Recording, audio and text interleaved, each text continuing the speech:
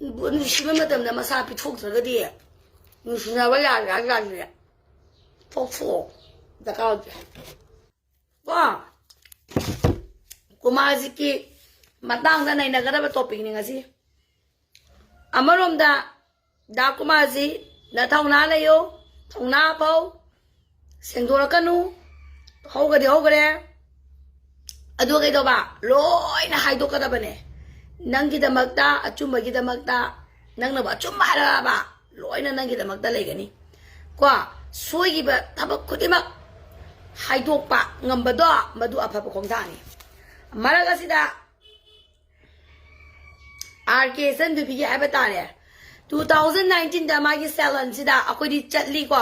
2019 se kui re hore covid before covid ta ne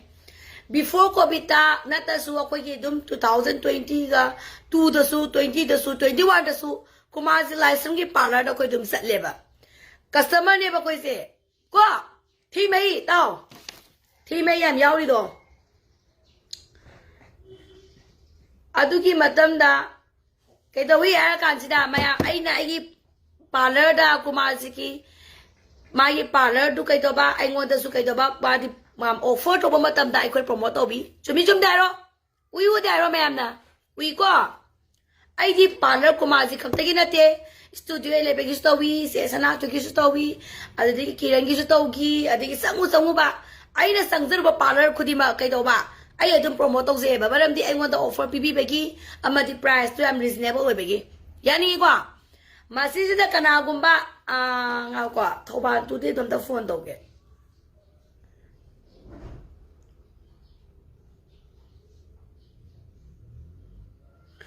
Masisi the Kanagumba, Matoman Gangana, I give for the Kumaziki, Mana Takakipa, Amamosi, I give for two by Salibane. Hello, Toban to there. Kanangi kanodo ai photo do ai number ama harake ba kwa sigi number sina amaduna aina cyber CBI na kano to bagi exchange so ga paina ba ne ba sida tharo am tam ya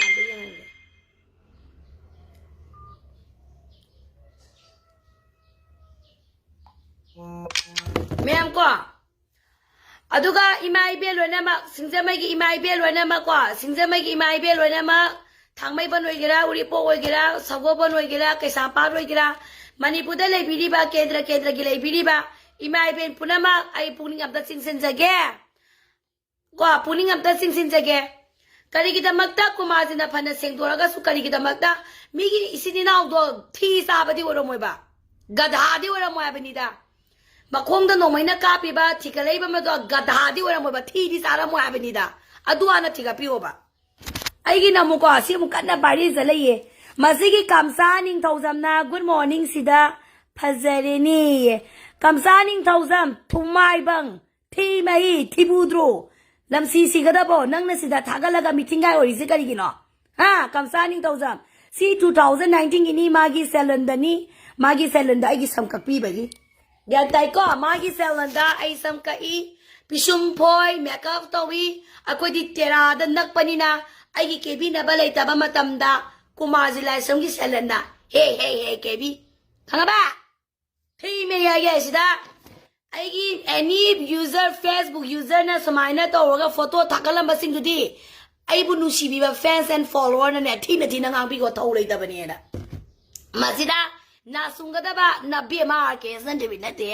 aigi anok tu dikai sa kai aigi anok to ka pani aigi anok to sangi aigi anok I just called it out. I didn't know he said. I get no way up there. Mayam yaning ko tandra kang de sibu kuira ba photo sida. Kuira ba photo ne ba. Aduga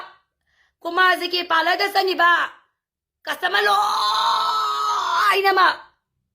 Marilay na kadra ba nida. Makok to kalay da kamsaning tawzam nangin nakok to. Nangi imong manung do. Kamsaning thauzam gi imung manung ubiraga de nasanu pawe begra na nunangi hero gira waro imung na waro asing mas aina waro tingai da imung na sasa wara kada ba mayum salaga direct seng to galo yam summa ba wa fam ni jini aduga wa mai zage ba wa mai gi me am la se am tungai ga duri bane ba imai bing yong to ra si ba เสียงโตสิงจินโตตกพี่โรบะกูมาจิลาเซมเนี่ยเฮเลนโดสลังเทียนนังปลักปลาบะ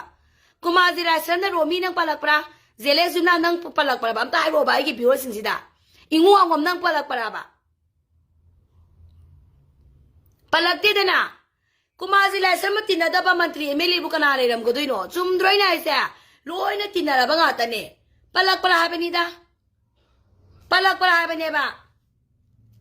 aduna imai ben sing se mai ki imai ben sing se mai ki loi ni mai ben do sing se mai wai khom ne kai ki mara pai bi yaw pi la bra akhoi atam na na hai za ban na sa de ba uri po ki imai ben wai ki rai shim hai je akhoi shau go ban da hai je ke ba akhoi shau go ban ki imai ben sing am to wa kan su loi na ma lai ra ba lam ki lai imai ben ki puning ching ching za ke ba kai kheli ma ki lup le ma puning ching ching za ke ba ko to la kan no ba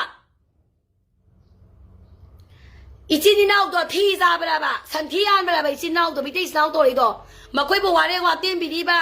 อัมเบรล่ากี่กับหนูกี่ปาร์ตี้ก็ที่ซาบราบังเนี่ยก็ตัวเดียวไม่ที่ซาบราบะปันเดตนะเราคุยยังปันเดตนะมีน่าปะเลยตัวอีมาอีเป็นสิ่งตาบีบรอเสียงโตเสียงต่อแล้วกันเนาะนัสานเนี่ยอีมาก็บอกว่ามีใครละกันนี่ก็ว่าเดี๋ยวบ้านเราคุยกี่สิ่งสมัยกี่เกณฑ์ตรอยกี่ละทงซูกี่เกณฑ์ตรอยกี่ละโจสิตนาเกณฑ์ตรคุยชาวบ้านเกณฑ์ตรอยกี่ละอุริโปเกณฑ์ตรอยกี่ละให้งานเกณฑ์ตรอยเนี่ยหายใจอะไรกี่เนี่ยไอ้ดิงไอ้ดิให้งานเกณฑ์ตรอยเนี่ยหายใจอะไรตัวละไปไอ้ดิป้าบงบีเนี่ยตัวนั้นหายใจอะไรกี่สินะป้าละนี่ป้าบงบีเนี่ยตัวนั้นหายอะไรกี่ไอ้วามได้ใจกี่บ้าไอ้มีน่ะมามิงปะละอีปะตัวจุ่มมันไปยัยจุ่มมันตะไปยัยไอ้เนี่ยงสิอะคุยกี่มวยรังสันติไอ้กี่เฟเวอร์มวยรังสันติเสไอ้กี่ฮีโร่เนี่ยอะไรกี่บ้าคุรายกี่เอเมเลดายายมาสุสินโรดาคุรายกี่เอเมเลไอ้อิจันบางฮันบีเดลุปะลาคาร์โอมพิวเวนไอ้เนี่ยทัดตัวละกี่บ้าเนี่ยยากระดาบะยากระดาบะคุรายสุสินโรดานะ police ก็พูดแล้วก็ไอ้บุพาไปเล่าอีกโดลากระดาเล่าได้อยู่ลากระดาเล่าอีกทำได้อยู่บ้าฮะอีมาเบ้ไม่พันบิโออีมาจริงๆไอ้ว่าขันตังค์อีมาพันบิโอน่าสาวว่าไอ้เจ้าอะไรเก็บกว่าอีมาอะไรมาสักตัวรวยเอาพ่ออีมากันตอนนี้อีมาอะไรเก็บบ้ากูมาจริงๆไม่นักการปีบ้ามันหายตัวรีบลันจะรีบมาลันตัวอะดูกันจะว่าไม่ตีสนาวดูกันแบบที่ซาบันนั่นเตี้ยบ้าฉันที่ซาบันนั่นที่มีบางคนปังกากระดรอว่าแล้วกระดรบ้านั่งยี่เฮโร่ปลักปลายรู้กูมาจริงนะนั่งยี่เฮโร่ปันบิดกปลายอีมาเฮโร่ปันบิดกปลายกูมาจริงนะปลายปลายจำได้รู้เนี่ยอะดูเนี่ยอีมาอีเป็นสิ่งนั้นมีน่ะมามิงปลายจะกระดิ่งมานั่งกินอะไรบ้างในนับยูบ้าปันกระตุ้นนี่ปันกระตุ้นแต่แกไอ้วามไทยเจอขี้เก็บกว่าอีมาสิงกว่าอะคุยสาวเก็บอะอะคุยไอ้เงี้ยสิบอกเอเมเลมดับปันเดบะไอ้เนี่ยปันลีดีเอเมเลมนี่พิโซปัลมาให้เป็นเนี่ยบะน้องน่ะสอบปั๊มตระก็ดีไอ้เนี่ยน้องเนี่ยอีมาได้หูร่านเบียเป็นน้องสาวก็ตรอไอ้เนี่ยคุยสายจะหูร่านมีเลยอะเป็นมาตั้มแต่อีมานั่งน่ะสาวก็ตระบะฮะหูร่านมันมีน่ะหูร่านบอกตัวน่ะปันเจอหูร่านแต่มันมีน่ะคุยสาวก็ตระเป็นนี่ดาอามารมณ์แต่ที่กูมาจิลาสัมดอ very good หายเก็บอะข้างบ้ามาเริ่มที่มันหายตัวปังอามีตัวไอ้กูมาจิลาสัมมุนกินีตากูมาจิกาแล้วทามินน่ะป้ามีบ้าหายตัวก็ได้ปะเนี่ยดากูมาจินั่งกี่กันเนาะลอยน่ะมาอดุสิท่านั่นตัวมันไม่อันเรื่องกันนี่บ้ามาน่ะขังจะเป็นนวลเลยสุดเลยนะมวยตัวตากูมาจิน่ะลอยหายตัวก็ได้ปะเนี่ยบ้ามายังสปอร์ตตัวบ่ดูมั้งตัวหายตัวหรอกบ้าอดุมาน่ะหายตัวเลยนะมาเอาคนเริ่มสปอร์ตตัวเก็บบ้าอดุนี่นะบัดนี้ตากูมาจิน่ะอดุมาเนี่ยลาน่ะหายเรื่องกันเลยสิมุ้ยเอเมเลแม่อันตัวใครตัวเลยดีแกpunishment ต้องรอตัวน่ะตากูมาจิตัวตากูมาจิตัว punishment ต้องไปรอตัวตากูมาจิ punishment ต้องกันแต่ปนตีตากูมาจิกูว่าแล้วปีนี้ไปไม่ยามาดูนู่นน่ะตัวมันน่ะมีมาแต่มาคุมาท่องมาลงกันแต่น่ะน้องไม่น่ะกล้าไปยาบเลยนะหายรักปลาบ้าอีไม่เป็นตัวหายรักปลาบ้าหายเราปกติตัวเก็บตากูมาจิที่ว่าเลยแบบมีตัวมวยหายว่ามาติเลยละกันดิ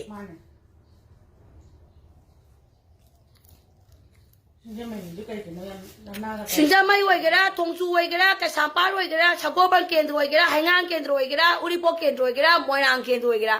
วันนี้มาเกณฑ์ไหวเสียสนุกบ้าหน่วยนั่นพี่สอบปั๊มตระกันจบตระบันนัดระตัวมีเงินเลยบีรอมาดูแต่เนี่ยมาที่ผมไม่มาเท่าไหร่ตาเดียนึกพี่หันนะหังข้างกันแต่ปนเนี่ยบ้าหายกิจปักษาบ้าให้ผมสุเลยบ้าวันนี้ตัวเดี๋ยวสบายพาไปตรอนั่นเจ็บอะด้วยว่านั่นเจ็บอีมากกว่าไอ้วามได้ใจกี่แบบเนี้ยคุณดำมวยนั่นน้อยกี่แบบบ้าตัวหายไปแล้วบ้าน้าอุปสรรคแบบนั้นกูมาเจอนั่งยินมิงปลักไปแล้วบ้า 모양이 산티도 에밀레 그 수신드로도 아르케 센투비나 아이부기세 망한비레 하이나 하부 맞담다부 다자가더라바나 거이나 또우도우들나부 아도 수 구라이 에밀레도 나이 파바야드로 하 누시시드 노나 리행다바네바 아도 이마싱함도 와칸다비오바 이시니나우도 티자바 하네 티가비오로 이시니나우도 와레비시나우도 티자바 하네 티가비오로 아도가 고마지나 하이레바포토 kay malang yun na habado hato biro ba taning dia manu imay binam ta nga ba mandri emele na nubia ato biya makoy pa matamda nubia malona sa babaw na tingam ra har mama ko isa ba ni may pas ni na to giba na truno kari ko ba emele gi nubia handle di ba niya ba emele gi nubia ando na kari mo emele amata na nubia ato bigi raga mala ko nubia makoy na bagi kay nakapi ko bagi sinamala ko da imay bin may amsang na emele do na masampoy ba kay ha Yamlan sakra bro. Yap sumaba malam sa sumaba ay nupian ni bisang lamsang ni ba. Sinjama gi nupio keme kakao rasu emele ro sinjama gi emele gi nupian ni bisang jang ne tongju gi emele gi nupian gi ay nupian ni bisang jang ni ba di. Ni gi to ga ba no to ni ma to lo. Nupian ni bisang dalay ga ni ba na kanga ba. Haba. Ako gi sagoban gi emele ko kali ba ako sagoban ga aki among imon ko. Natay sada baga yung nupi ama yung napuda po sa laksan nun ako yung sagoban emela na ko ay warning lang taas ni ako yung sagoban yung emela aki mo na ako inam silay na matiklay na nupi ama po sa lo kanga ba may chan laga na ko yung imodo ay nagkaidogi yung hay ni ba di lahat kakala ka ni ba madugi tawna ni ba sagoban kendra ki prazama ni ba di ko ako yung sagoban na naisage ako yung sagoban yun emele na nupi ma pusalo ba magi misa sana mo kala kang de nupi ma pusalo hotel amada na da mapama amada kay na akala mo ba ko sa go ba emele se ay na kay dogyo tama ako inam silay na lena ako aduga honorable minister su ko everything ko hawo de ogre tigim na tigre ko na ko gre makata ko da emele mantri abaga na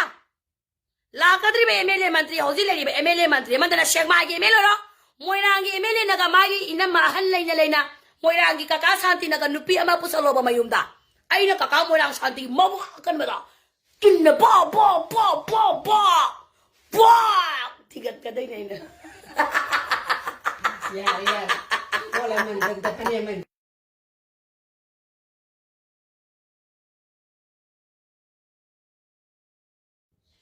kanga ba moirangi emele do na ina malay na lay na nupi ahal nga po sa lo babu akam mo din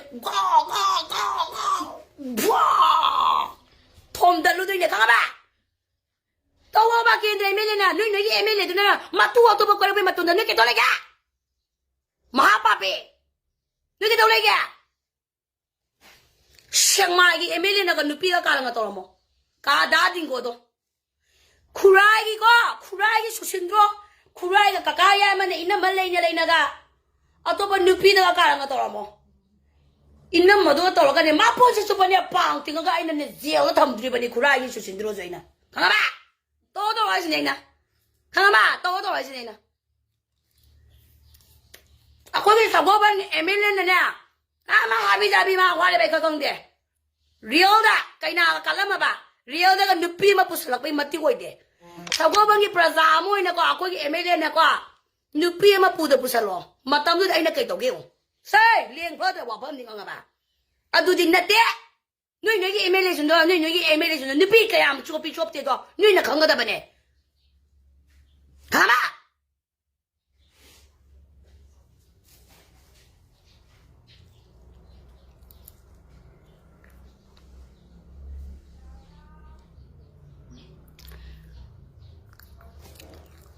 agi heya nuy sinjama gi emele do nupi kana koi second nupi koi bra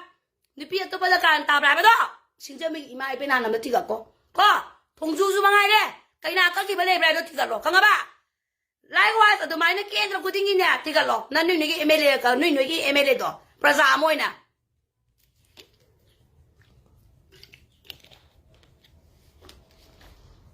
ai ti kang de warning dai sini kurai gi emele moyang gi emele koi sagoban gi gada dingo seng mai gi ate de I kono to de da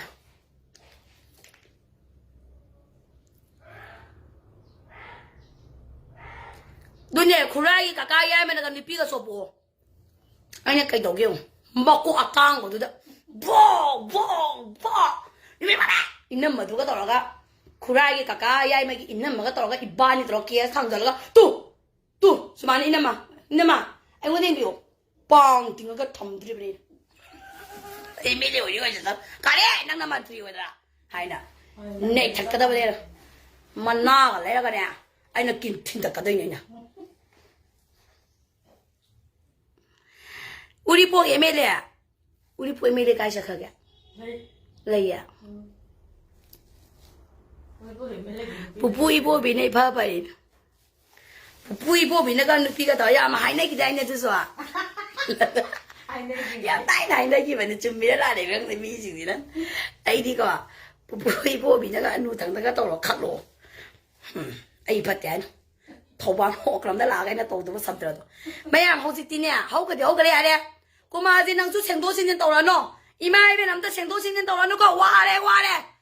야네 생이고 되겠네 너희 후라 먹고 나비란 박라니 또 하고 그래 맞뚱다 떠라노 진짜 와래 하고 그래 맞뚱다 떠라노 와래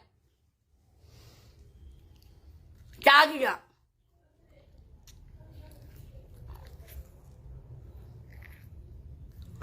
루시살라 야오야 바나티 입 야오라가 대봐 Morang kakak punya kin dunia ni semana ni kin cilak pasti orang pemale. Ada yang mana lagi ngah? Ayo mobile kan sedih. 2019 jida. 2019 dah tak aku masih kisah selalu bagi good morning sida pazari ni kamsa min tahu jam sida. Tahu leh dah iga ni panik suan ni gua.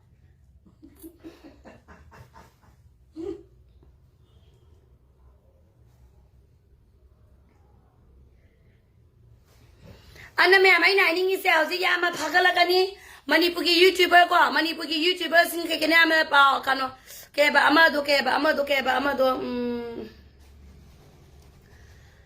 am tanga ko ka Manipuri YouTuber am tengi ke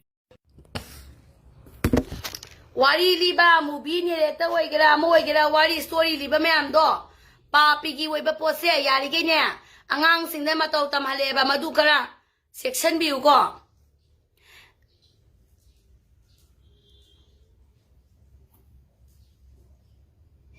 Se akwai ma do wari tu na sanaraga mata ta doro tabak thingi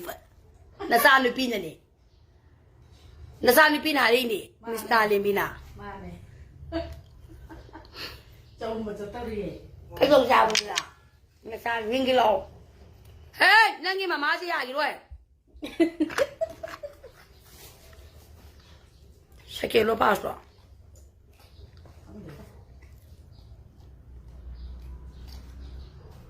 Sakit lo pas sih ba ai không tiền Sakit male Sakit ne Sakit quy rồi tao bao nhiêu năm tao Thaba man nang nada bagi aku ina manida hey ai koi le kai na opi ni mem dra ko den tu asi ga ai pa sa bai boi kaya pa mi ni mala ina mày chi ai rồi chi dia lo ta la dia lo ya san kya no je amma ne san na ma ta la dia lo ya cái gì ya de hey ya vào đi ya de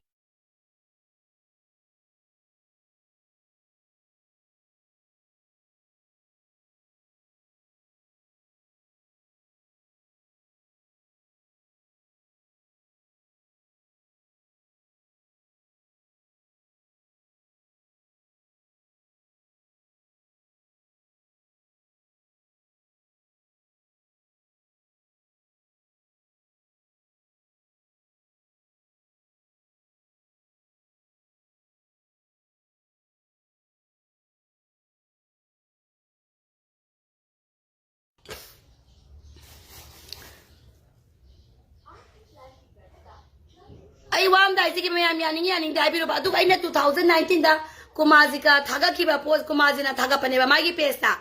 kumazi na thaga ba post si kyam kai ge before coffee ne ba hai pa sa ba me am ya we ba เนี่ยตาได้ยาตัวไหนนี่ก็ไม่ต้องเนี่ย Second the yaro, hey. Second to my son ever.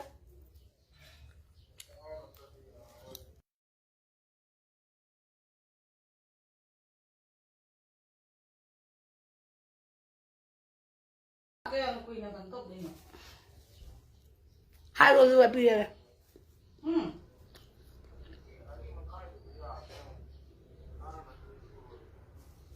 แล้วก็แค่คุยตัวนี้เนาะมากี่ตัว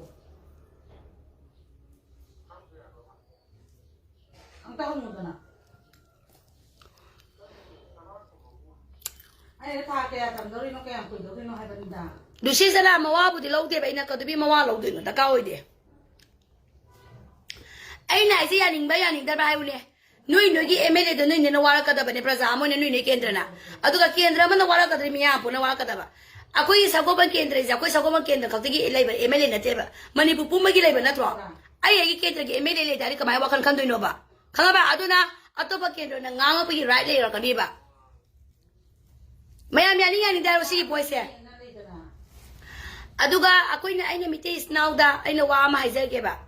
Ako'y publiki asweba may amsea. Wala pibagong ko ako'y mitis now da su asweba ay di amot pa adu nupi so pagpa nupi lele na nanalan miwa gaga freedom fighter gaga nupi ato pa mong kanan tarak pa may ama yaw da busu na tiba yaw ina adung kanto na ni kanga ba isinaw no wala piyo kaliban ako'y na wala ko na taad ka di public ako da sinaro public ako ng voice ang law sa keba.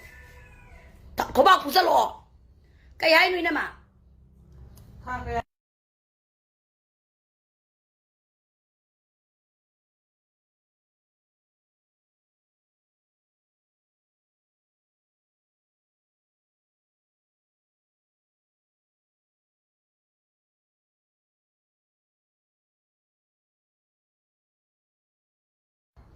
Ay rule da tawza ba mineba.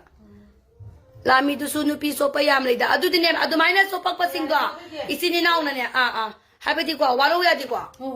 Tara kitang tathara ga di yaba. Adu tathara ni na. Oh walo ya di ko. Ato pa tum tobiyo. Leninas ko phasai ko ai wai sia. Mayam la sia to phasai ko ai nai sia duga ko ba khusalo. Ta ko ma ji nang senlo singin tobilan no to. Ato to pa kendra gine maming paliba kendra gine MLA ka ima ibe sing sing turano ko ale gale kutara ni ko ima sing wakar muna kalo isini na do thi za bla na thikalu so ko ma jin na palai do kali malang na pegalo so to kanu inogi MLA sing do kaya mo yam na nupi luon trage nupi da ka to kan to trage ha ni le ko le balai ta do adu ana thikalo ko nga ba mama mo ga di ni nupi anda support to nga ba nupi an kanam ta tamoy nuai na moy kana nuai di no ngami mata kum to ba na tro Manung da wai me am le ngani nang ai na khang da ba aduna akushmana ayo adu sopudi ko whatever singja mai oigera uri po oigera thamai ban oigera thongju oigera ai smana ayo natik le ga di nui kendra di kine smana hai bam tholo khanga ba singja mai kendra gi puning nam sing senja ge akoi gi sagoban kendra gi akoi RK yamung imona kali gumba nupi ama koi bagi nupi ama sembi bagi nupi gi masa atombi ma koira ba nupi atombi degi sagai na te ba thaba ka hapsala ba nupi atombi ma ga pusala ba nupi atombi ma gi adugum la ba proof kai me am sabak phagla ba matama du da ai gi sagoban praja amoy ne ai MLA do ai ne te ne kanga ba ai ne case hanjan bigani ba smai na ngo ai ne de get kanga ba case hanjan gani ba koi inam si dawa akoi inam si le yele na kanga ba mati koi de ba ai di hai ne ba koi inam si kai masakyam Tira, ha? Ako'y namsi magun kaya metre? Ako'y namsi kaya nupi thoktre? Kadubi ako'y namsi lay na kadubigi. Jamung na kadubigi ato pa nupi pusala pagi mati oy. Jamung imo na kadubigi nupi atombi ma koy pagi kay mati kay gena. Ay hagay ni ba ako'y di kendra magi oy na. Matik suway di ba koy jamung imo na nupi pusala pagi ka nga ba? Ay lay nged. Sago bang kendra da? Ini ko ako'y sago ba kendra di yamu imo anda kare matang na kana ka to ko'y khang de ko whatever ako'y di sago ban kendra ay nile shan ngi di sago ban kendra ini sago ban kendra da MLA na ako'y MLA na ako'y inam si masak pa zabile nile na ko nupi atom biga pusalo mati kay le dala ha RK san tibile ngai de ne oi toxic o ngani warning su thang ai jin khaba nai ga ge Why ba mana? du habi zabi tinaruba loinaraba birthday saluba kholuba inauguration saluba adudagi messenger da pau phaunaba khona bai samsan adudai ude pusalakpado reality da pusalakpado RK san tibi sagoban ke da leping ai akoi gi sagoban MLA amata na ko nupi atombi pusalakbai ko right like sumaina ai bi ro singse mai gi imai bi sin kanade thongsugi joiro thamai ban ro haingang yo ro ha haingang kendra gi haige ne haingang kendra gi haige haigayo ai dongna thongna banayo luangadi luangare ahul mak sunna da mari rok sunna da lola ba ai phati ai bi haingang kendra ai phati ai ro isan tibi phati ai nai ga ya kan ye godi handak di ko aduna hogade matuna thong da boyo ai nai de ko de Manipura leba executive department police officer director wage wale matuna thok ta boyo ko matuna thok ta boyo semdok seba ko aduga makada na bazaar da ko hojigi moi kidi meitei pangang gi su moi phada na khotana warak pa hogra mani meitei gi su phuru khudi bak lei ba sing se waro nasa gi leba mem se warak na kada bane ko to bazaar da ne yon bala kanu ngari yo maduna ne nangi tabak yo bala kanu duga ima ke thingi manungda pole bala pada natai na naw ne ko na ga leng ko na ga sa pada madu ma tok pio khanga ba madu am phasa de ko ba phusalo ne sung ma su ju ka pok sin no de thoma ka de ni ga da na kamsani thousand before ko bita koi di salon de sa sa raga akoi di promote to zero ba ai bu na sumana puthor ko di ko kamsani thousand nang na sa kya am phasa ba mi no ha napu ke kang ke koi thak ro na ha rap ka phu ro na ho ko le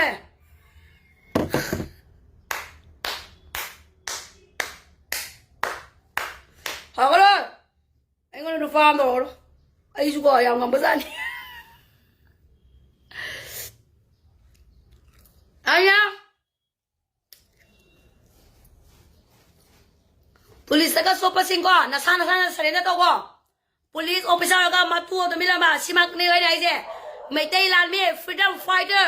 yao listen now da ko nu feel le na ka so pa ama le ni ji da pakta na le du officer do mami ga di panza roi ore la ka pa mi ga na ti nga nu ju dum kanga mani maitai lan me yao listen now adigi mantri MLA police officer IS officer doctor le ni ba me am sing da nupi am to soba kano nupi ahal laina nupi atomi ko kano haba aw sang biro laos ga so lo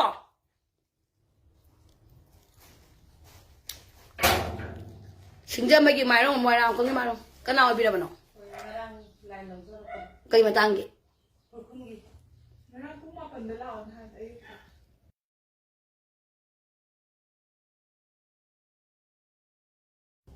case की ID कई case की नोई मावे लाई से gun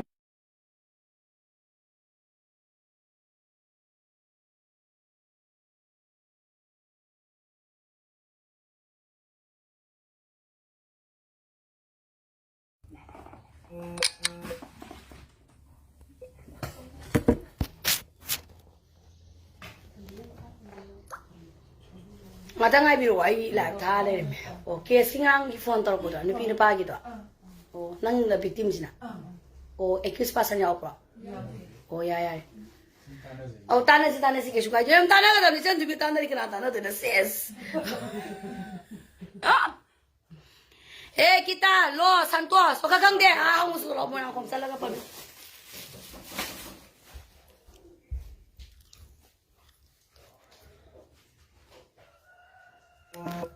masigi gitalo se mi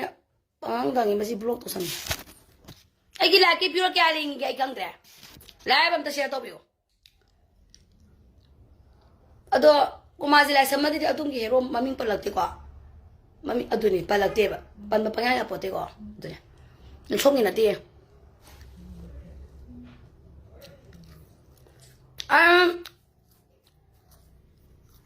ai na haizening badi mayam da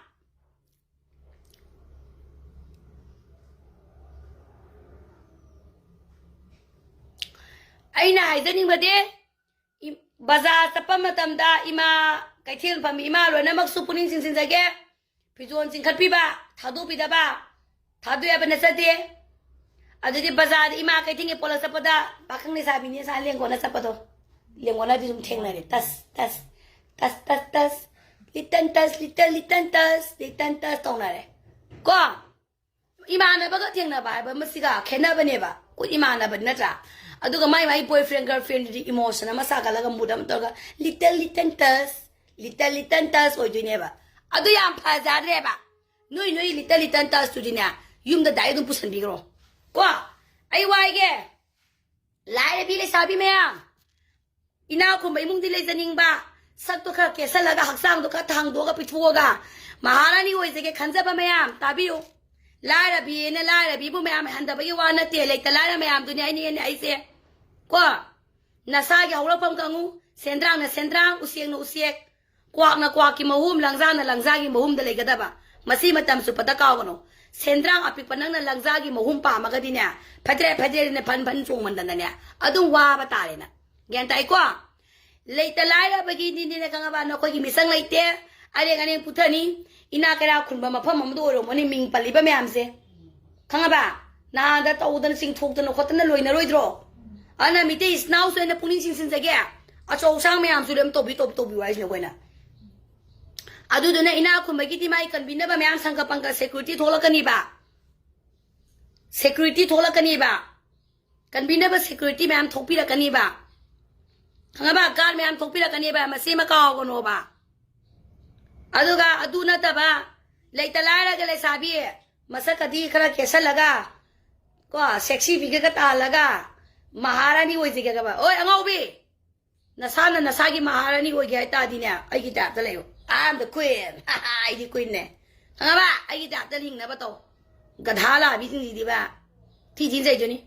ma se ne ima sing ko wa pe pa ai bi ra kanu ai nasana wa puning sing bi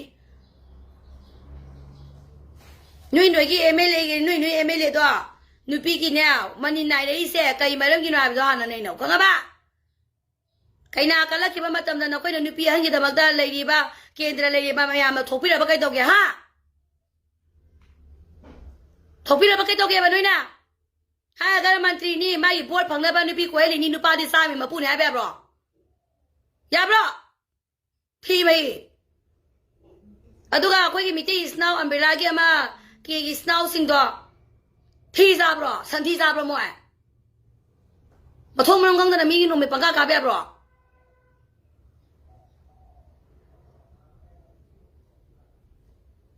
kai ga da bada wa thi wa re sinja mai ji ma sin su no MLA do na manai mani na re san da ko to ro kui ri na ma ko bu kai na gi bro ma bu to na gi bro ma to na wa man to kare na wa ri me ma adu ne ke to le bi ge noi ni sinja mai gi MLA du gi nu pi hang gi da mak ta noi na kari ma pa mom ting bi ga ge manai mani kam da na hai loi da bane hita pang kusia si to ba ya bro matam du da na koi na kana gi misang da le bi ge khomo Sinja mai gi lam kuti ma de ba sa ka lam yaw bro ai gi ta koi sa ko ban gi ta ro ai ta ako gi sa ko ba MLA na na manai manin ko na hala ba nupi atom bi mong koi ra ma ba nupi atom bi du gi imung manung ka thapa ka hapa ma ba wa de ba SMB do bi ai hoti ka do bi ai education do bi ai thapa ka hapa ma ba ma tho mang gang da na ga ai phate hai noi dai ni ba ai sa la ka ne ai na Sagobangi MLA na adugamba nupi pusalakba matamda aina ma akoi na yamung imo na sangane aina matamdu da yamung imo sangmada kanam ta na thingbi rai oide mram da ai mai praza ne ba ai mai gi masan nupi ne ba ai ma yamung imo gi masan nupi ne be ai gi yamba man ai gi yambung amana ai gi ibung amana adu manam sa kamba ma torba matamda machan oi baina ai gi ibung da aina warwa tem to ba ya ba segi right ne kanam dana maduda police officer nga thing ba ira lete maduda nga thing o police officer ga do ma aina kai to ge ai ni kem to do na te ai yo angam sakti neke ro chokra khane chokra fui se tok chokra nu ro to do ai na to nga mai bo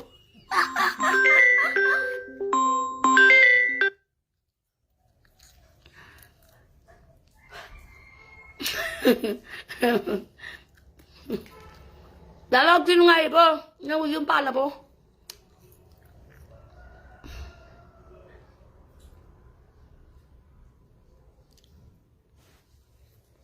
Kay gana ba wati warem. Ya ka ko na ko na manja. Ai di yung banza di single di ne ba ka na ti di matang se de long na ba. Di ne no kai. Ai pa mi le ta ka ni ke no. Ai ti ni ke no. Ta tro. Ne tro. Ito lang nang tabi wa kan kan ba ne ko di de ke das. Yung bang ye di mi na ke kan ko di de. Ako di yung bang ye se ke da. Ai generation ai sa lo srom pok tok ke. Aduh ka tawi. Hai ba yum ani da. Ai na pa za na pu re na. Pa za na sa khol la ga ne. Ai sa gi na ti sa thok ke. Kan ba. Ado ai nu fa do wa kan ma ne ga ne. Top top pa ne yum ban kai ban gi ma hao ma ne. Top top pa phang gi ga na kan bi yum ban ba. Som na ga hai bi di se yum ban ge ba zi mi na ge ne. Ha ha. Adom top bi na ma da ko di na ko to ba. Ko to di ba. Na twa. Sagai na te chok thon ge ai isai shu do phang za ge de ban kan ga da ba ne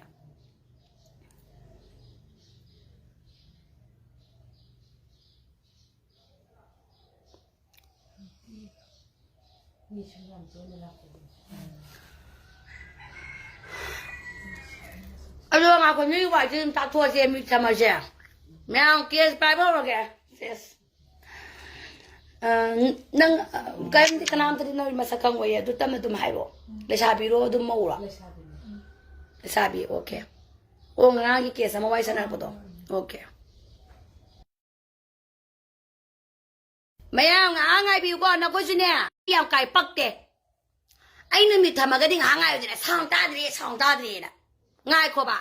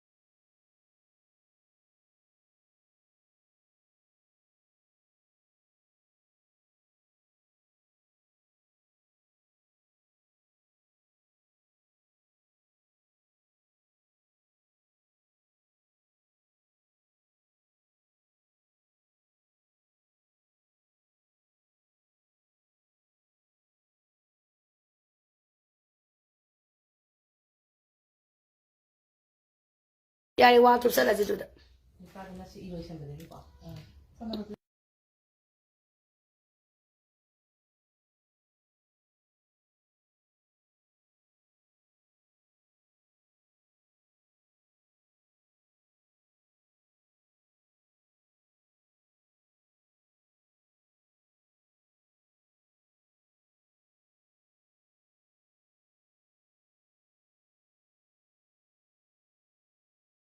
Wanga kan. Mayam tabi na ba? Ngeda. Mayam si tabi usi kesi wai jom lila ke. To biwa zule mandra bani mahapa bi singje. Na mi thamu ya bote kine tin jan ba. Le shabi amana pakhang amana. Ba pakhang amana nupida ai nang lobi ni na sex intercourse to ra ba. Adu ko nupa do. Atu pa nupida sian ra ba olong ra ba. Hana gi nupida na kes to ba yai. Nufada zel da bayai number 1. Mazida da whatever samas wegira nupi ki wegira organization wegira amo wegira mati leba kana no ai waisna zayo khanga ba ai da haidri ba nuina nuigi nupi hana le nupa mata ko tabio nupa mata nupi ama koiraga ai nang lobi ni haina sex to thokpira ga logdang thumaga atuba nupi da ne leigra ba Hojikti, anoba losida, nupado, grand, papa yare, poo yare, yamdi yare. Go, Masisida, Nupigi, Toriba, organizing Nupi, Sinduna number 1 in a good this year. I take the George the Nato Tokoba, Magi Nupisiki Marale and Baya, Nupati Marale and Baya, quick come there. Maran Panalegra, Legra, got to be my sex to Torino, Canibodi. Kanaba, got to be sex to Torino. Kanona, Sigi Canosna, Nupam the Lax, Namari, Nagi Labs and City. Nupam the Tolone, Mammy of the Wagini, Nupa, Mammy, Wabum, they review and read the white the guy well. I do come no wash Luapote. I don't know about wash Luapote. Canano Nupam the Tolo, Mammy of the Waggy.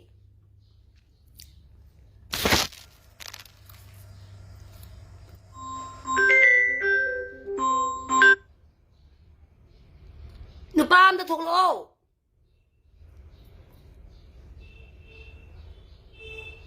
Rakesh Sidi Amuni ne. Rakesh Raskumar hai again ne. Rakesh Raskumar na kay doba. Ay ibu kay doba. Hanjan na sex intercourse of popiraga. Nushibini haraga. Aduga. Taulo raga. Ay na kay show to bagi. Ay na dudu to bagi. Na kay masin tiru bagi. Maduda blame to raga. Kita ni pigi mana pi babo. Ha. Nani kadu mapato ramzan nani kadu bagi mi masati mo haraga ni ba. Adu hana nei no. Balu to me begin. Go! Aduga, Nupi, Masina Masapi Twiba. See to see Manataba, Hongring at a Masapi top of Nupi and Dynamo log there. Hama! Dogono. I didn't taking on about too many pieces in the hour in white Tabiguina and Mazu Taza to the Pure.